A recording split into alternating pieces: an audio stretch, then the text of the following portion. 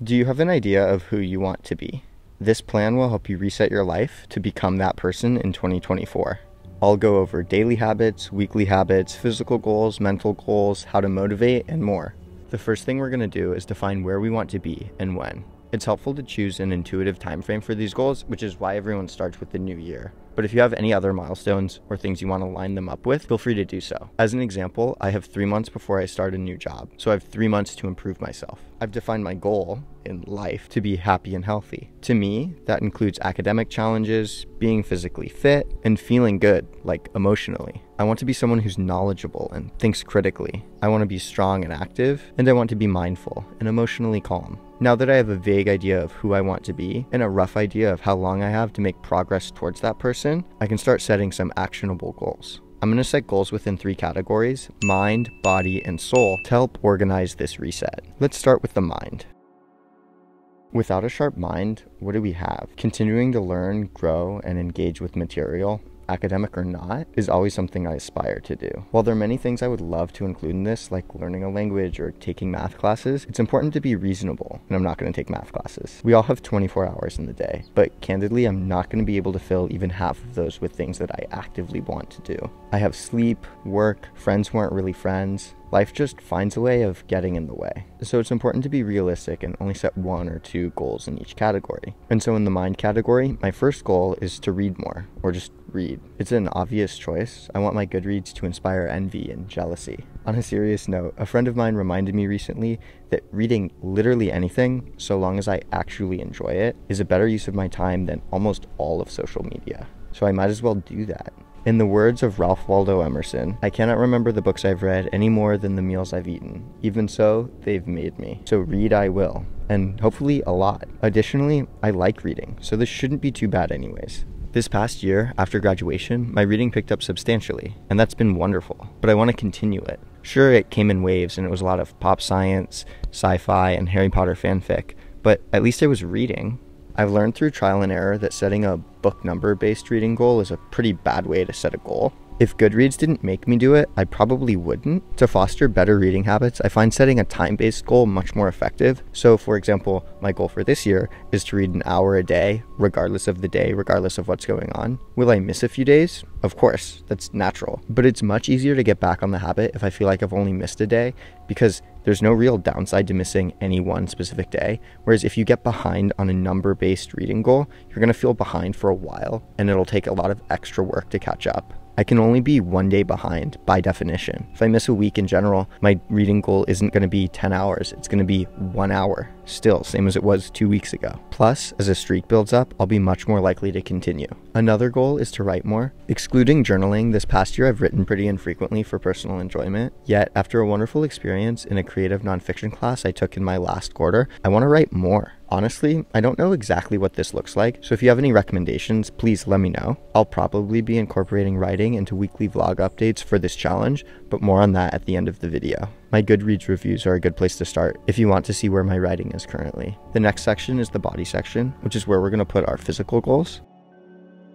We know to be reasonable and set habits-based goals. We talked about that in the last section. Continuing that here, my goal isn't to look like Chris Hemsworth or something, ignoring the fact that I already do, but instead to be someone who exercises frequently. If I had a specific weight goal or another milestone-based goal, like run a marathon or have 18-inch thighs or weigh X amount of pounds, I'd be liable to use some pretty unhealthy methods to accomplish that goal, which in the short term isn't good, and in the long term isn't good because I'm unlikely to continue that habit. Think about people who develop eating disorders after going on a diet. That's certainly not the goal, and is counterproductive in the long term anyways. Ignoring the fact that it's also horrible for your mental health, which is obviously not something we want to do, it's counterproductive. The goal is to be physically healthy, not weigh some specific amount or look some specific way. If I make activity itself the actionable goal, it's much harder, though not impossible, to hurt myself in the name of self-improvement. With that in mind, let's look at my body goals. Future's in here. Someone messed up my audio.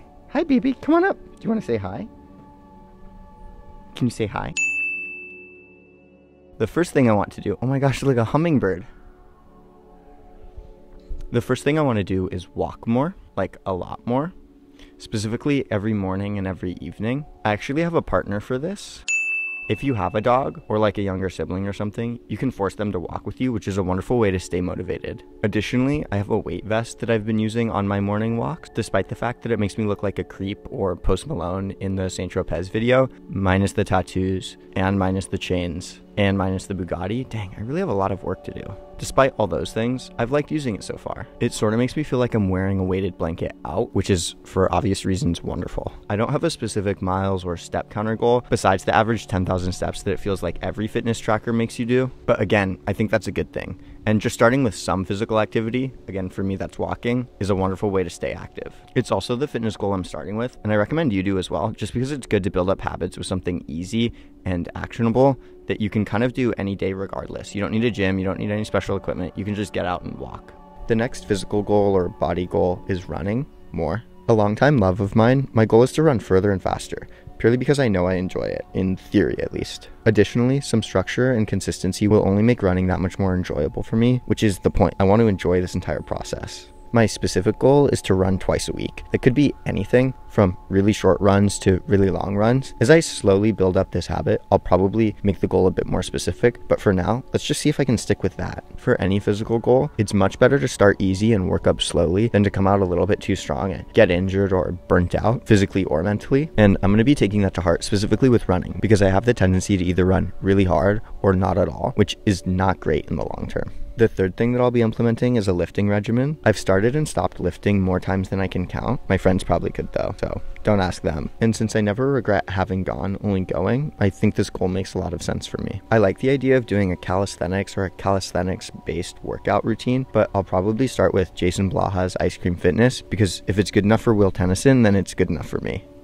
I find it pretty hard to lift without a group of people to lift with. Like going to the gym alone I find pretty boring, and so I'm not afraid of putting this one on the back burner until I move in with friends in the future, because hopefully then I'll have a group of people who I can lift with, which is pretty important. Something a lot of people do when starting goals with the new year is assuming they can just willpower through it, which is impossible. You'll never have enough willpower to just sit down and do everything you want. The key is to make these things as easy as possible. So for example, if you commit to going to the gym with your friends, then you'll be way more likely to go because they're all going to go at some point and you'll just jump in. Whereas if you're going alone, you have to mentally force yourself to go, which personally I find a lot harder. The final thing I'll be incorporating is a yoga or stretching routine. This one's pretty straightforward. Flexibility seems pretty important. I'm not that flexible. I should start stretching. I also think I can incorporate this into walking and running, specifically as part of my warm up and warm down. So it feels easier to work into my daily routines than, say, just some random other form of exercise. In some ways, I think yoga could be a part of the mind section, which we'll get to shortly, but for now I'm going to leave it here since I don't really see that being true when I start. You can see how all these goals would become overwhelming. Walking, running, lifting, stretching, doing yoga, which brings me to another tip. I can't start all of these things at once, and you probably can't either. My body couldn't handle it, and mentally, I think I'd quit, like really quickly. I know this because I've tried, and I have quit really quickly. If you try to start doing anything, even just one thing, you know how hard it is to stick with it. But half a dozen new things, forget it. It's nearly impossible. So, to solve this, I won't be starting all of them at once. Sure, I have an idea that I want to do them all at some point in the future, but I'm not going to start them all now, and I don't think you should either. What I'm going to do is slowly incorporate them into my schedule. So for example, for the first 2 weeks you do this, maybe just start with daily walks, and then work up to some running, and then maybe add a gym regimen if your friends are in on it, and so forth. The key is to remember that there's really no rush. You're not going anywhere. Like, the goal is to do these things continuously for the rest of my life. There isn't a massive time crunch. There's no deadline ahead. The goal is just to become someone who's physically active. So if I start slowly, but I actually stick with it, it's much better than if I start and stop and burn out really quickly. Slowly incorporating everything in will increase the odds that I actually stick with each and every little thing as I slowly add it. Additionally, I don't want to sacrifice activity for a schedule. So for example, if a friend asks me to surf or bike or play tennis, I'm probably going to choose that instead of lifting or running. Again, the goal is to be active and physically fit, not create some arbitrary long streak of times that I've gone to the gym or gone on a run. It's a bit pointless in my opinion. The reason why I want to stay fit is so I can continue to be active and do things like play tennis or surf. And so if I ignore those to stay fit, it's like defeating the point. Now, onto the third and final section, and arguably the most important, at least in my opinion, the most important.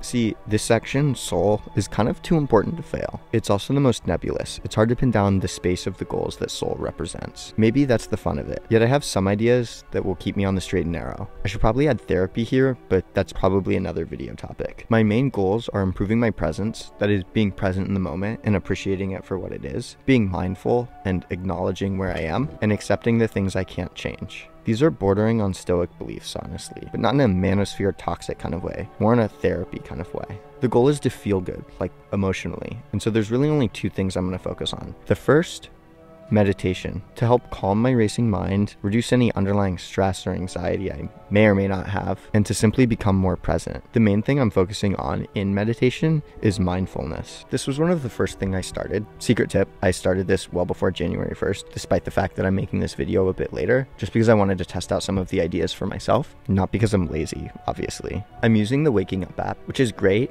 and completely free. I'll be making a video on it shortly, so subscribe if you want to see how I meditate with the best meditation app that just so happens to also be free. My goal isn't to become someone who has graduated from guided meditations. I want to continue using guided meditations to help me refocus every day, morning and evening. Having iterated on this mind, body, soul reset before, a couple times actually, I can confidently say that meditation has had the single biggest positive impact on my life. The second thing I want to do in the soul section is journal more. I use journaling to help center myself and to help keep my goals in line. Journaling helps me improve my stress and anxiety. You can use journaling to help understand your emotions and improve your mood, something I also use it for occasionally. There's a million reasons to journal, and you've probably heard all of the other ones, so I'm not going to bore you with them here. I'll briefly cover how I journal here though. I have two journals. One is just a personal journal. I write down my thoughts and feelings. Things like, why did Bella even consider Jacob? I also use it to reflect on personal events in my life, things like breakups or my graduation or how my friendships are doing,